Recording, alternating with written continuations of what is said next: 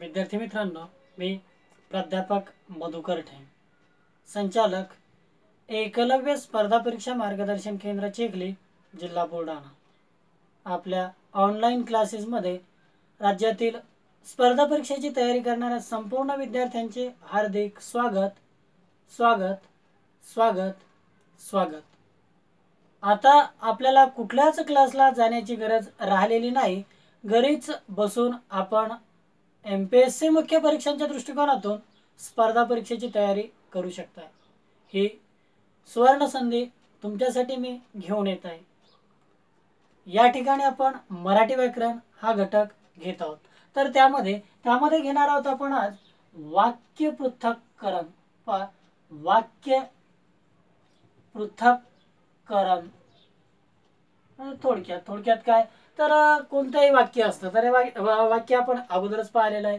एका वाक्यामध्ये शब्दाच्या अनेक जातींचं मिश्रण असतं. एका वाक्यामध्ये शब्दाच्या अनेक जातींचं मिश्रण असतं. तर मग ह्याचमध्ये हेच आपल्याला ओळखायचं. तर प्रत्येक शब्दाच्या एकूण 8 जातींपैकी तो कोणत्या जातीचा आहे हे वेगवेगळं करणे, ह्यालाच आपण वाक्य पृथक्करण असं म्हणतोय.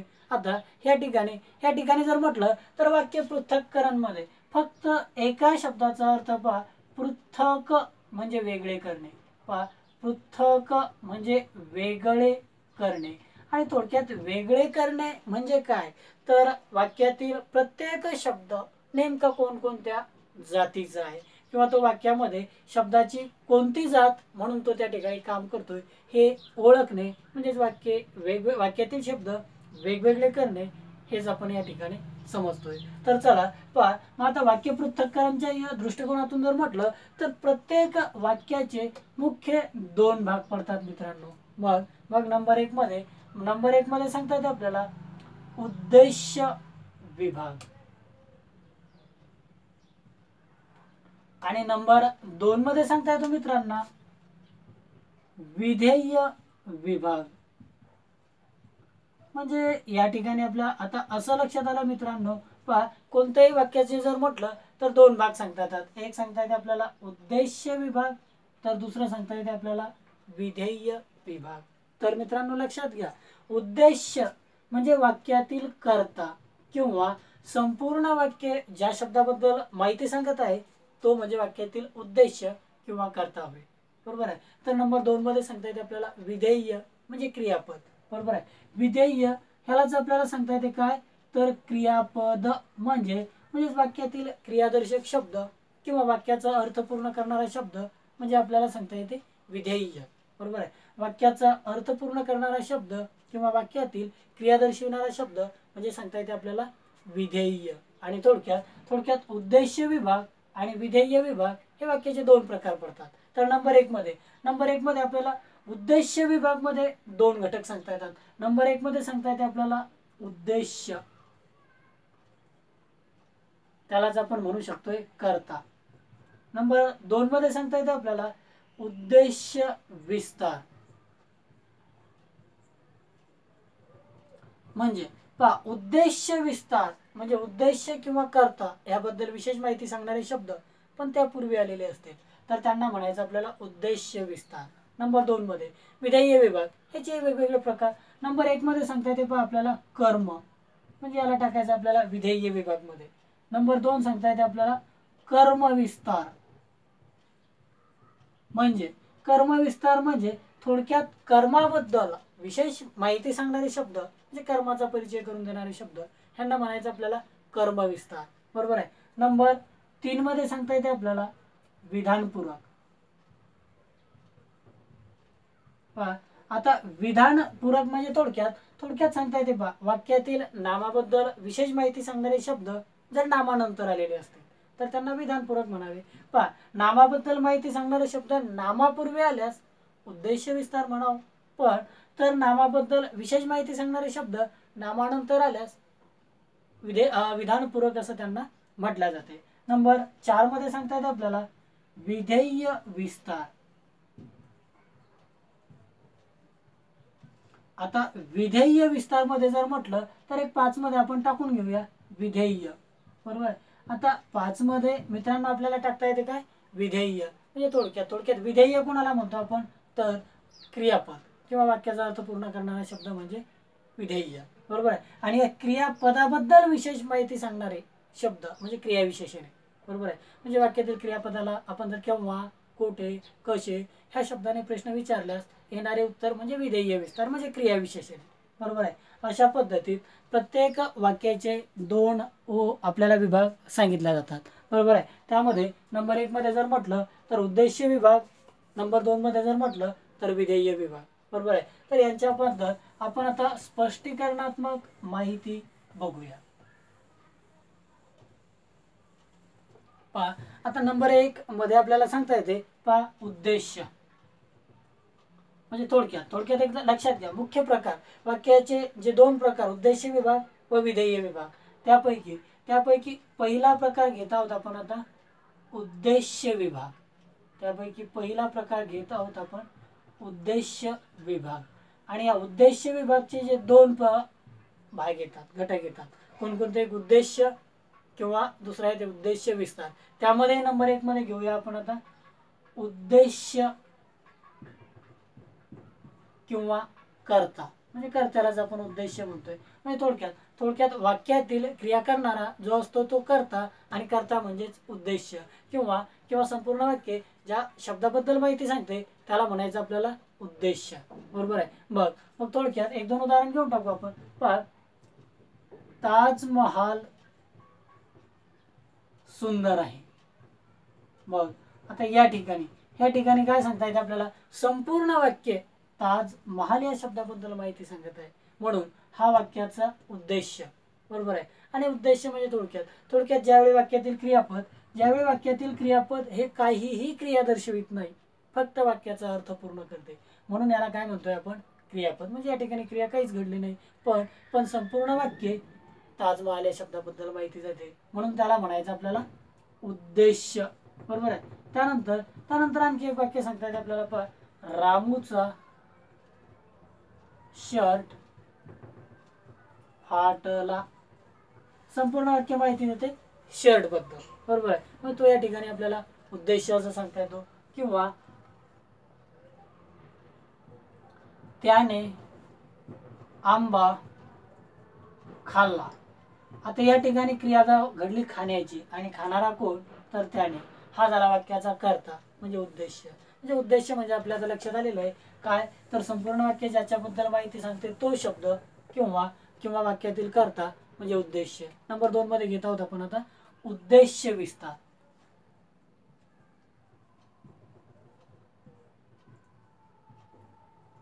तर विद्यार्थी मित्रांनो, आपल्या असं लक्षात आलेलं आहे या ठिकाणी, तर उद्देश्य म्हणजे कर्ता आणि त्याच्याबद्दल विशेष माहिती सांगणारे शब्द पण त्याच्या पूर्वी आलेले असतील.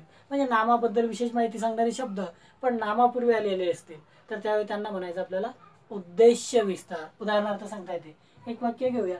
पहा, रामूचा शर्ट फाटला. मग मुख्य क्रियापद आहे फाटला आणि मग फाटणारे कोण? शर्ट. हा आला वाक्यातील उद्देश्य. म्हणजे संपूर्ण वाक्य ज्या शब्दाबद्दल किंवा नामाबद्दल माहिती सांगते तो वाक्याचा उद्देश्य आणि त्याच्याबद्दल विशेष माहिती सांगणारा शब्द पण तो त्याच्या पूर्वी आलेला असेल तर त्याला म्हणायचं आपल्याला उद्देश्य विस्तार, बरोबर आहे. काय म्हणतो मित्रांनो आपण? तर नामाबद्दल माहिती सांगणारा शब्द पण जर नामापूर्वी आलेला असेल तर त्याला म्हणायचं आपल्याला उद्देश्य विस्तार. या ठिकाणी आपल्याला सांगता येते रामूचा हा शब्द म्हणजे उद्देश्य विस्तार, बरोबर आहे. त्यानंतर आणखी एक सांगता येते आपल्याला.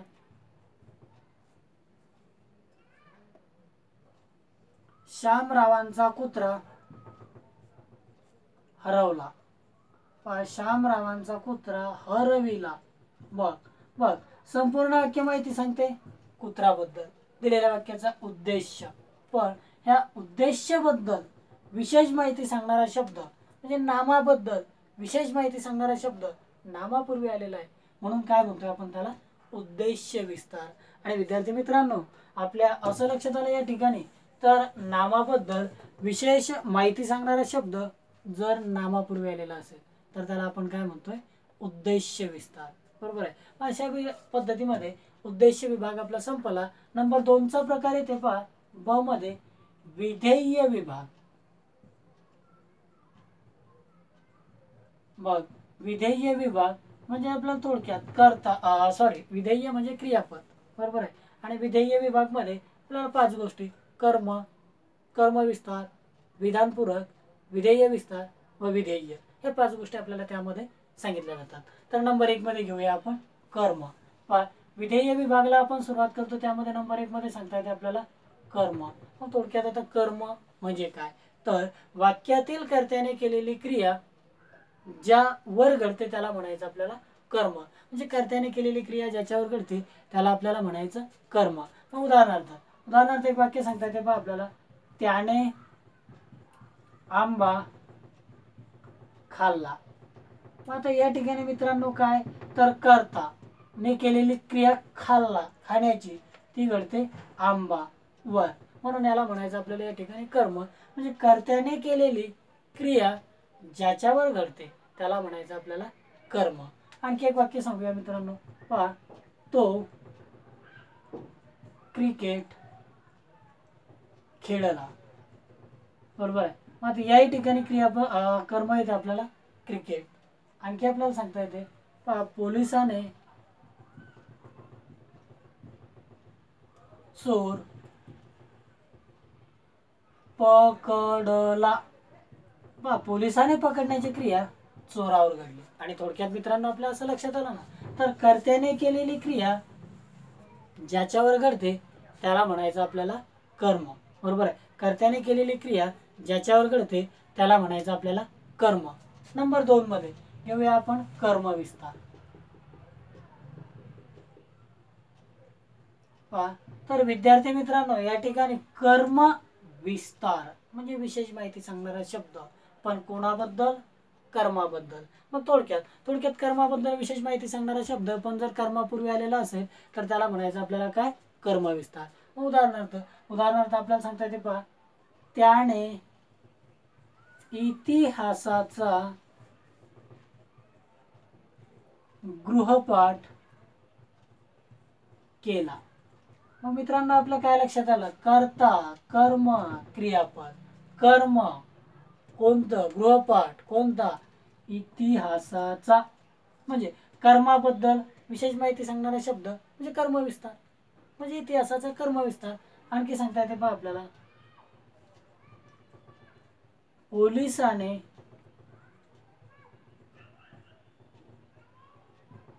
भुरटा चोर पकडला. मग विद्यार्थी मित्रांनो काय सांगता येते, चोर, कर्म, पण कोणता, भुरटा. म्हणजे कर्माबद्दल विशेष माहिती सांगणारा शब्द कर्मापूर्वी आलेला आहे, म्हणून काय म्हणायचं याला, कर्मविस्तार. बरोबर आहे. म्हणजे थोडक्यात काय म्हटलं जाते आपल्याला, तर कर्माबद्दल विशेष माहिती सांगणारा शब्द जर कर्मापूर्वी आलेला असेल त्यावेळी आपल्याला त्याला कर्मविस्तार असं म्हटलं जाते. बरोबर आहे. नंबर 3 मध्ये घेऊया आपण विधानपूरक.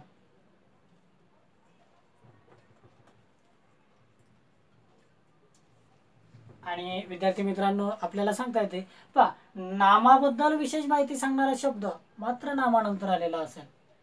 नामाबद्दल विशेष माहिती सांगणारा शब्द मात्र नामानंतर आलेला असेल तर त्याला म्हटलं जाते आपल्याला विधानपूरक असं म्हटलं जाते.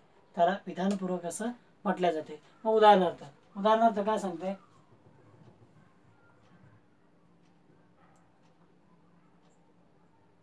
गुलमोहर मोहक दिसतो. पहा, आता गुलमोहर नाम बद्दल विशेष माहिती सांगणारा शब्द मोहक, पण नामानंतर आलेला आहे, म्हणून त्याला काय म्हणायचं आपल्याला, विधानपूरक. म्हणजे थोडक्यात काय म्हणतोय आपण, तर नामाबद्दल विशेष माहिती सांगणारा शब्द नामानंतर आलेला असेल, नामाबद्दल विशेष माहिती सांगणारा शब्द जर नामानंतर आलेला असेल तर त्याला विधानपूरक असं म्हटलं जाते. बरोबर आहे. आणखी एक सांगता येतं आपल्याला,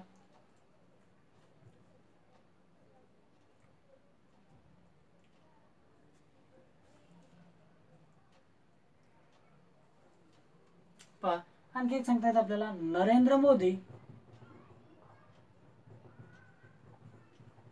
पंतप्रधान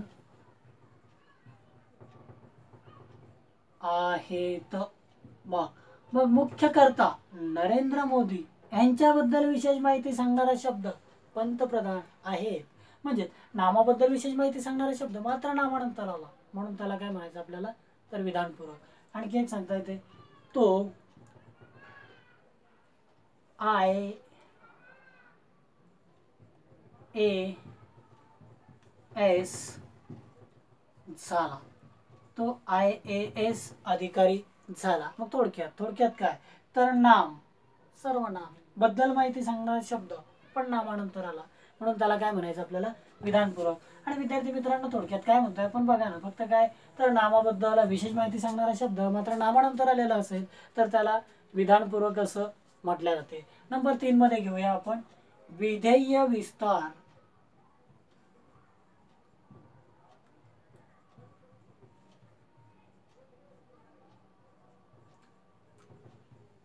मग थोडक्यात काय म्हटलं आपण, विधेय विस्तार. विधेय म्हणजे क्रियापद, विस्तार म्हणजे त्याबद्दल विशेष माहिती सांगणारा शब्द, म्हणजे क्रियापदाबद्दल विशेष माहिती सांगणारा शब्द म्हणजे विधेय विस्तार. थोडक्यात आपण क्रियापदाला केव्हा, कोठे, कसे या शब्दांनी जर प्रश्न विचारला तर येणारे उत्तर म्हणजे क्रियाविशेषणे असतात की ज्यांना आपण विधेय विस्तार असं म्हणतोय.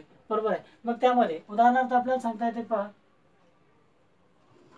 तो रोज सकाळी व्यायाम करतो. मग थोडक्यात काय, क्रिया काय घडते इथं, व्यायाम करण्याची. बरोबर आहे. पण तो व्यायाम केव्हा करतो, रोज सकाळी. मग क्रियापदाला जर आपण केव्हा, कोठे, कसे या शब्दांनी प्रश्न विचारला तर येणारे उत्तर ही क्रियाविशेषणे असतात. आणि क्रियाविशेषण म्हणजेच विधेय विस्तार, म्हणजे ते क्रियापदाबद्दल विशेष माहिती सांगतात. या ठिकाणी केव्हा व्यायाम करतो, रोज सकाळी, क्रियाविशेषण म्हणजे विधेय विस्तार. आणखी एक घेऊया आपण, पहा, काल रात्रभर पाऊस पडला. बघ काय क्रिया घडली, पाऊस पडण्याची. बरोबर आहे. पण केव्हा, काल रात्रभर, विधेय विस्तार. बरोबर आहे. थोडक्यात काय, तर क्रियापदाबद्दल विशेष माहिती सांगणाऱ्या शब्दांना विधेय विस्तार असं आपल्याला म्हटल्या जाते. आणखी एक शब्द घ्या, आणखी एक सांगता येते, पहा, तो सायकल वरून गेला. मग तो गेला, कशाने गेला, सायकलवरून गेला. किंवा आणखी सांगता येते आपल्याला, पहा, तो सावकाश चालतो. पहा, मग तो चालतो क्रियापद, पण कसा, सावकाश, विधेय विस्तार. म्हणजे थोडक्यात काय, तर क्रियापदाबद्दल विशेष माहिती सांगणारा शब्द यांना आपल्याला म्हटलं जाते, पहा, विधेय विस्तार. आणि त्यानंतर आपल्याला शेवटी सांगता येते विधेय. विधेय. आणि आपण आधीच घेतलं ना मित्रांनो, विधेय म्हणजेच काय, थोडक्यात फक्त क्रियापद. बरोबर आहे. काय, तर वाक्यातील क्रियादर्शक शब्द किंवा वाक्याचा अर्थ पूर्ण करणारा शब्द म्हणजे विधेय. बरोबर आहे. मग काय, तर तो अभ्यास करतो. मग थोडक्यात काय, तर क्रियादर्शक शब्द म्हणजे क्रियापद म्हणजे विधेय, करतो, विधेय. आणखी सांगता येते, पहा, त्याने गृहपाठ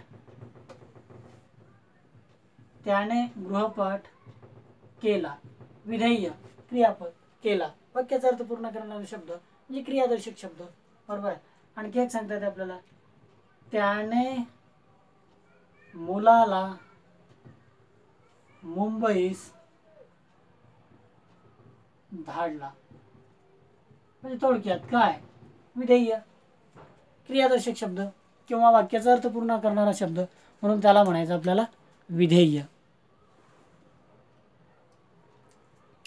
तर विद्यार्थी मित्रांनो, आपण या ठिकाणी मराठी व्याकरण MPSC परीक्षांच्या मुख्य परीक्षांच्या दृष्टिकोनातून अत्यंत साध्या सोप्या भाषेमध्ये शिकणार आहोत. बरोबर आहे. तर अशाच प्रकारे माझे डेमो लेक्चर्स बघण्यासाठी माझे यूट्यूब अकाउंट मधुकर टेंग हे तुम्ही सबस्क्राईब करू शकता, लाईक करू शकता आणि तुमच्या मित्रांना पण शेअर करा. मी शिकवलेले तुम्हाला चांगल्या पद्धतीमध्ये समजत आहे आणि याचबद्दल तुम्ही माझे यूट्यूब अकाउंट सबस्क्राईब करा, लाईक करा.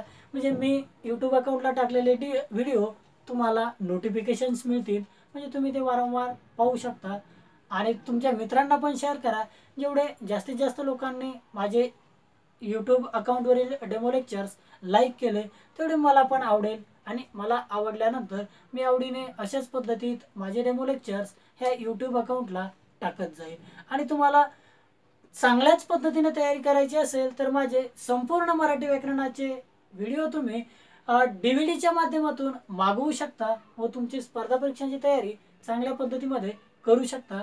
तर MPSCच्या मुख्य परीक्षांच्या दृष्टिकोनातून संपूर्ण DVD मराठी व्याकरणाचे मागविण्यासाठी माझा मोबाईल नंबर 97 67 32 65 86 या मोबाईल नंबरवर कॉन्टॅक्ट करून तुम्ही संपूर्ण DVD सुद्धा मागवू शकता.